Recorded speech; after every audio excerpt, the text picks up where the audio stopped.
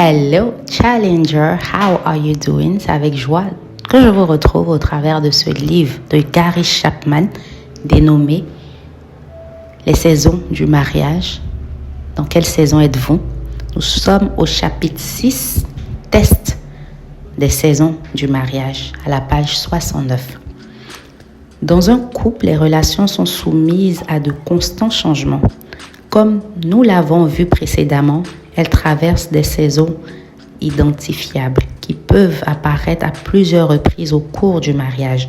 Tous les couples verront donc se succéder des printemps, des étés, des automnes et des hivers. L'intérêt de déterminer la saison actuelle de votre mariage est le suivant. Que vous soyez conscient de la qualité présente de votre vie de couple et que vous puissiez noter les émotions, les attitudes et les actions qui caractérisent votre relation. Certaines saisons du mariage sont plus agréables et plus productives que d'autres. Savoir en quelle saison vous vous trouvez vous permettra de prendre des mesures positives pour conserver les joies du printemps et de l'été et corriger les comportements négatifs qui mènent à l'automne et à l'hiver. Si votre conjoint et vous-même êtes prêts à faire ce test, vous avez peut-être là le moyen de discuter honnêtement de la qualité de votre mariage et d'entreprendre les démarches qui stimuleront sa croissance. Je vous recommande fortement de faire le test individuellement. Vous en trouverez en annexe un second exemplaire. N'en discutez pas avant d'avoir calculé chacun vos résultats. Sous-thème, indicateur de saison. En quelle saison se trouve votre mariage? Chacune des 16 lignes du tableau ci-contre contient 4 expressions. Choisissez pour chaque ligne la proposition qui correspond le mieux, les pensées et les sentiments que vous a inspiré votre mariage au cours des dernières semaines. Après avoir coché une case par ligne, faites le total de chaque colonne en comptant un point par mot entouré. Vous obtiendrez un score compris entre 0 et 16 pour chacune des 4 colonnes. À présent, faites le test avant de poursuivre votre lecture. Donc, pour le test, il y a des mots, il y en a 16. Par colonne, il y en a 4. Vous choisissez un mot. À la fin, vous allez choisir 16 mots. Et le mot qui correspond à votre situation présente ou dans ces dernières semaines, etc. Et ça pourra vous dire dans quelle saison vous êtes. Sous-thème, interprétation des résultats. Comme vous l'avez peut-être deviné, la première colonne répertorie les mots employés typiquement pour décrire l'hiver dans le mariage. La deuxième colonne représente le printemps. La troisième l'été, la quatrième l'automne. La colonne qui totalise le plus de points reflète la saison dans laquelle se trouve actuellement votre mariage.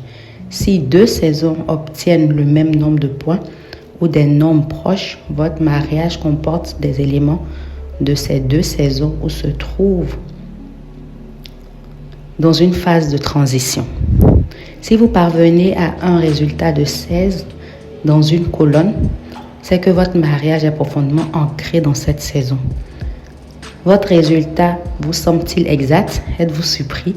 Lorsque votre partenaire aura terminé à son tour, vous pourrez comparer vos réponses et discuter de la manière dont chacun de vous a contribué, en parenthèse, positivement ou négativement, à faire entrer votre mariage dans cette saison. Si vous êtes dans une saison agréable, félicitations, continuez de bien travailler. La deuxième partie de ce livre vous enseignera quelques stratégies qui aideront votre mariage à croître et s'épanouir. Là, nous allons passer aux descriptions du test des saisons du mariage.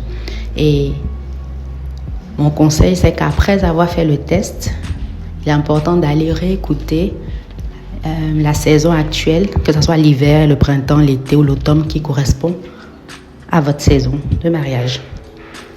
Donc, premier point, si votre mariage est dans l'hiver, vous allez éprouver le découragement.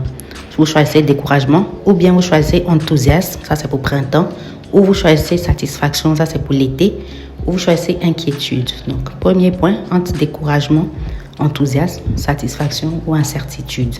Deuxième point, entre absence d'espoir, qui correspond à l'hiver, entre bonheur, qui correspond au printemps, entre paix, qui correspond à l'été, ou trouble. Donc, deuxième ligne, vous choisissez entre absence d'espoir, bonheur, paix ou trouble. Troisième point, vous choisissez entre vide. Si vous choisissez vide, vous êtes dans l'hiver. Si vous choisissez espoir, vous êtes dans le printemps. Si vous choisissez dévouement, vous êtes en été. Si vous choisissez stress, vous êtes en automne. Donc, troisième ligne entre vide, espoir, dévouement, stress. Quatrième ligne entre dureté, élément nourrissant, assurance ou frustration.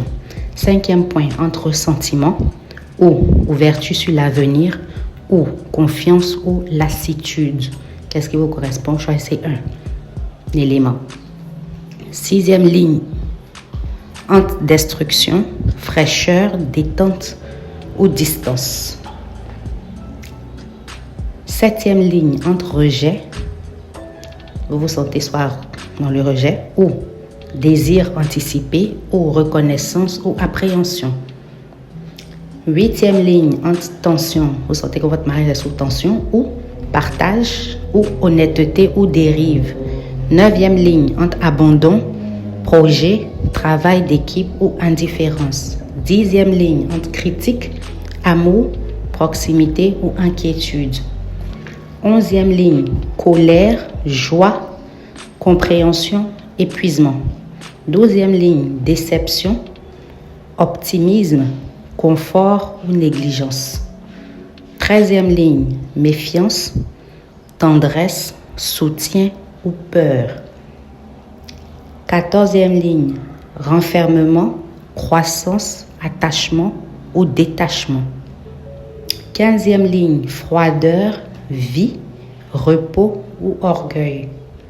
16e ligne entre attitude impitoyable qui correspond à l'hiver ou disposition à changer qui correspond au printemps ou pardon qui correspond à l'été ou éloignement qui correspond à l'automne.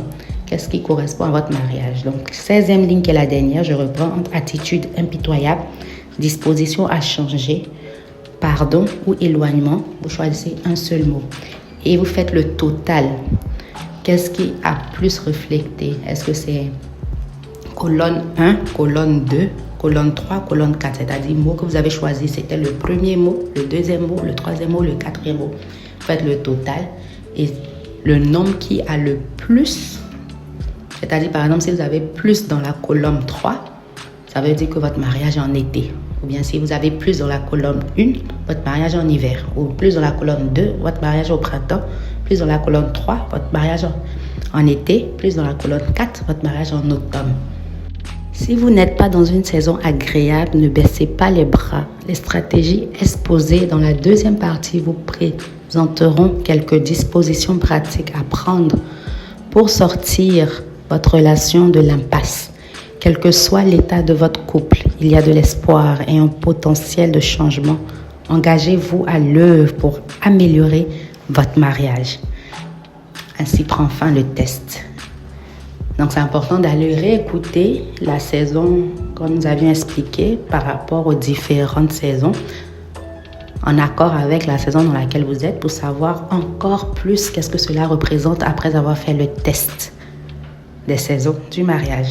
C'est avec joie que je vous ai lu. Moi, c'est Souveraine. N'hésitez pas à le partager à tous les couples que vous connaissez parce que nous avons tous besoin de faire ce test pour pouvoir trouver des solutions à notre situation. Que Dieu vous bénisse. N'hésitez pas à liker, à partager, à commenter, à vous abonner si ce n'est pas encore le cas et rendez-vous dans le prochain épisode. Moi, c'est Souveraine. Shalom chez vous.